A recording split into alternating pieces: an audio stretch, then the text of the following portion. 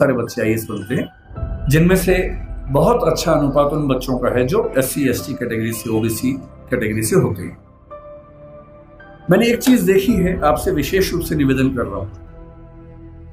बहुत सारे ऐसे बच्चे होते हैं जो समाज के पिछड़े समुदाय से आते हैं और उनको इस बात की बड़ी शर्मिंदगी होती है कि मैं पिछड़े समुदाय से हूं। उनको आरक्षण मिलता है, वो IAS बनते हैं, IPS बनते हैं, और IAS IPS बनने के बाद कोशिश करते हैं कि उनकी वो पहचान खत्म हो जाए कि वो पिछड़े समुदाय से हैं और वो किसी उच्च समुदाय के व्यक्ति से शादी ब्याह करके अपने आप को वहां एक्सेप्ट करवा ले किसी तरह से, ऐसी उधेड़-बुन में लग जाते हैं। मैं आपसे एक बात का निवेदन करना चाह रहा हूं, जिस समाज से आप हैं उस समाज को लेकर शर्मिंदा कभी नहीं होना, एकदम नहीं होना। आप सिविल सेवक बनेंगे, नेता बनेंगे, पुलिस वाले बनेंगे, जज बनेंगे, जो भी बनेंगे, आपकी मुख्य जिम्मेदारी संविधान के प्रति है, अपने दायित्वों के प्रति है, एकदम ठीक बात है, उसमें कोई कोताही करने में नहीं चाहिए। पर ध्यान रखना है, आरक्षण के पीछे का मूल तर्क क्या है। आप सोच के देखिए कि इस देश में कुल नौकरियां अगर मैं मान लूं केंद्र में तो 1 लाख के आसपास, जिनमें SC समाज की 15,000 के आसपास होंगी। SC समाज की कुल आबादी अगर हम देखें, इस समय 16% से ऊपर आबादी है।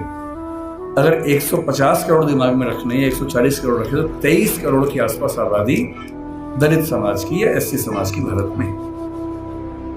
23 करोड़ में से अगर 15,000 लोग नौकरी पा लेंगे, क्या इससे दलित समाज की आर्थिक स्थिति बेहतर हो जाएगी? नहीं होगी, वो तो 15,000 की होगी। तो आरक्षण क्यों दिया जाता है? आरक्षण का उद्देश्य ये नहीं है कि लोग अमीर हो जाए, वो तो 15,000 होंगे। आरक्षण का उद्देश्य ये है कि जब पूरे एक गांव में एक दलित बच्चा या ST बच्चा या OBC बच्चा IAS बनता है या जज बनता है, उस गांव के हर व्यक्ति को कॉन्फिडेंस आ जाता है कि दिक्कत आएगी तो मेरा छोटा भाई मेरे साथ खड़ा हुआ है, और आपको वो छोटा भाई छोटी बहन बनना है। जिस दिन आप सफल हो जीवन में, आपके समाज ने बहुत आहुति दी है आपकी सफलता में, और आप जिंदगी भर भी उनकी मदद करेंगे तो अपना उधार चुका नहीं पाएंगे। कोई ऐसा काम नहीं करना जो गैर कानूनी हो, जो असंवैधानिक हो, ऐसा नहीं करना है।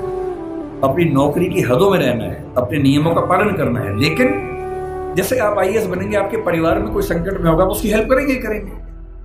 ठीक वैसे आपके समाज में कोई संकट में है, पुलिस यदि उसके साथ बदतमीजी कर रही है, गैर कानूनी कृत्य कर रही है, तो उस पुलिस को आप फोन करेंगे तो उसके साथ कुछ गलत नहीं होगा, ये आप पक्का कर सकते हैं। अंबेडकर साहब से सीखना चाहिए कि मैं जिस पृष्ठभूमि से हूं उस पर शर्माना नहीं है।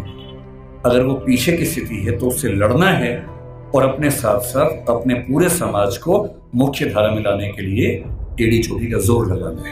ये सीखना है। तो पहली बात सीखनी है पढ़ाई, दूसरी बात सीखनी है अपने समाज का साथ देना। पीछे कोई भी हट सकता है। जाति को लेकर कबीरदास ने बड़ी गहरी बात कही थी कि व्यक्ति की पहचान उसकी योग्यता से होनी चाहिए, मेहनत से होनी चाहिए। जाति में क्या रखा हुआ है? उन्होंने कहा, जाति न पूछो साधु की, पूछ लीजिए ज्ञान। ज्ञान पूछो, मोल करो तलवार का, पड़ी रहन दो म्यान। म्यान में क्या रखा है? तलवार की कीमत है। और यदि हम कहते हैं कि पिछड़े समाज के लोग पढ़ने में पीछे हैं, तो ऐसा क्या था कि एक बच्चे को मौका मिला और वो पूरी संविधान सभा में सबसे ज्यादा पढ़ा लिखा व्यक्ति बन गया? इसका मतलब है कि अवसर मिले, जुनून हो तो व्यक्ति कुछ भी कर सकता है।